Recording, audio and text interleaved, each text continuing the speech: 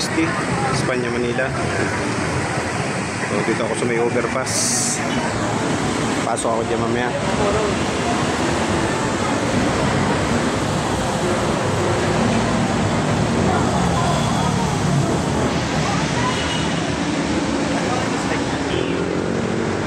Kasama ko babaklas ng Christmas light. Ayan yung contract.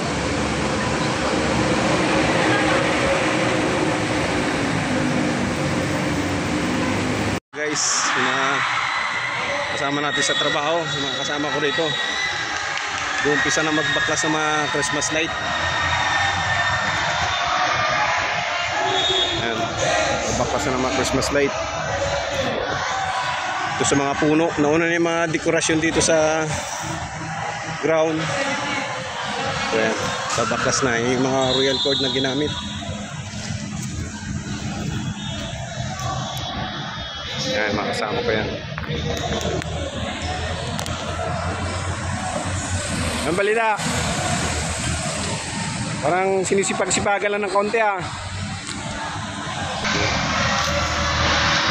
Yung mga Christmas light. Ano balita, bay? Bugo.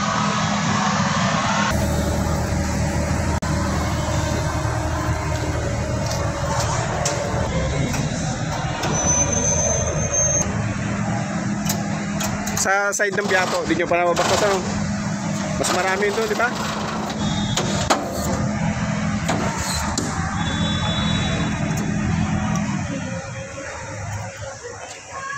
Ano?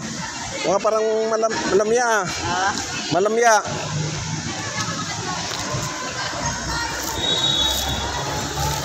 Sasalansan mo lang yun ng ano kasi gagamitin pa yan. Titistingin. Titistingin yan. Ngayong taon naman ito, pagdating ng mga October, titistingin yan lahat. Kung ano yung hindi na pwedeng gamitin, hindi na gagamitin.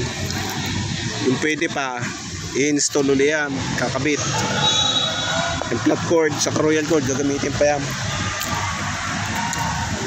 Secure nyo lang yan. Tatabi sa container van. So, bali yung Christmas light na yan, magtatatlong taon na yan.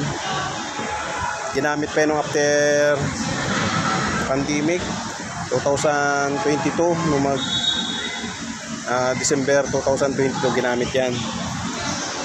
So ngayon bali ano na yan, 3 years na, 3 December na, 3 Paskuhan na.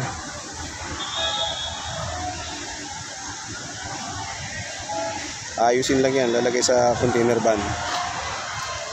Ikot yan, hanggang doon sa kabila. Ikot yan.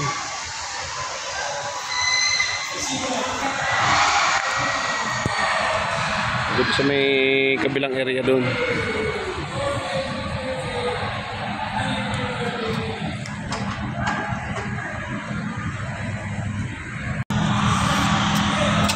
Yan si Ipay. Cooperate dito.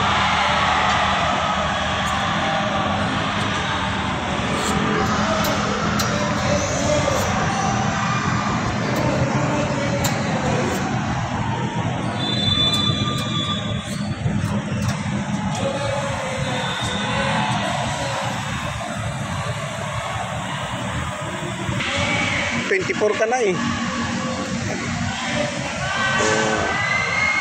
24 years old na yan.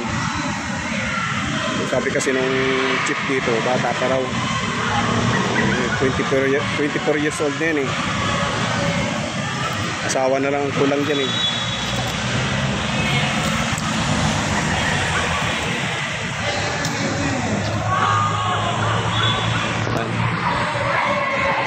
Ganyan kami guys pag nagbabaklas ng ano, mga Christmas light, saka pa nag-install, kakapit sa mga puno.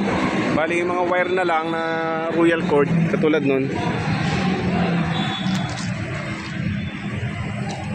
Yan yung pinanlilinya namin, pero bago namin ilinya yan, so kailangan importante dyan, alam mo yung mga pagkukunan ng mga supply ng breaker, circuit breaker, naka-load ano yan, schedule of load, kailangan kukunan lahat. Kasi iniiwasan dyan yung mag-overload, masunog yung mga wire, puputukan yung mga Christmas light na yan. So problema yun. So may mga breaker kami dito bawat area. Doon sa area na yun may breaker kami malaki, saka dito sa parting gitna. So naipakita ko na rin yun sa mga una kong video.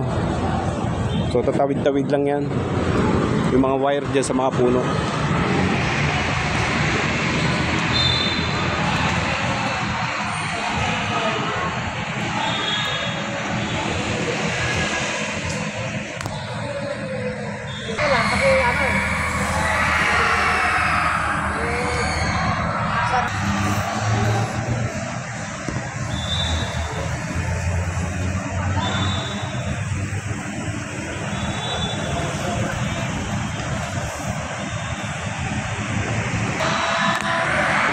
Ang mangyayari niya, medyo matagal lang talaga pag pabaklas, kasi katulad niya nakahinto yung boom truck namin.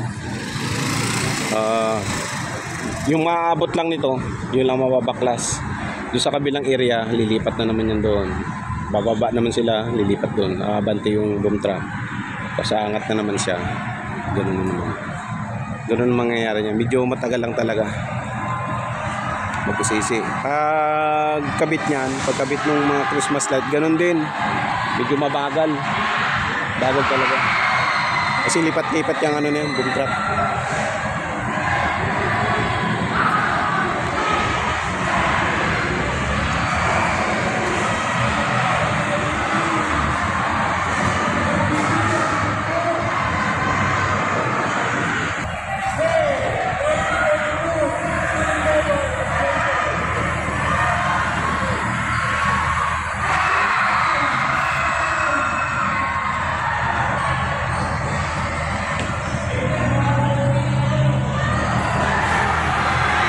Kaya pang babakasin.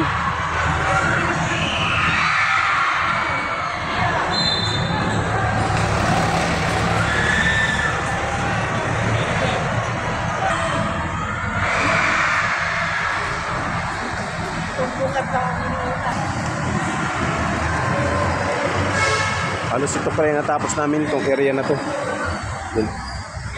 Medyo tagal pa, siguro mga abuti pa ito ng mga 2 linggo. 2 linggo na baklasan.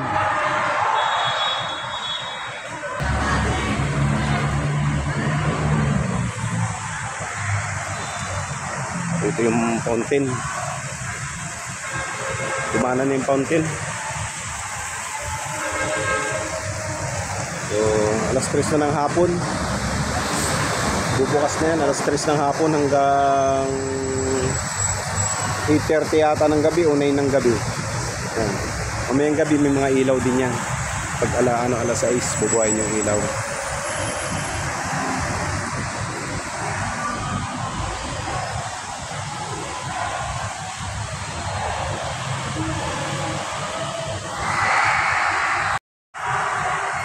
So yun guys, maraming salamat sa panonood ng aking mga video. Maraming salamat po.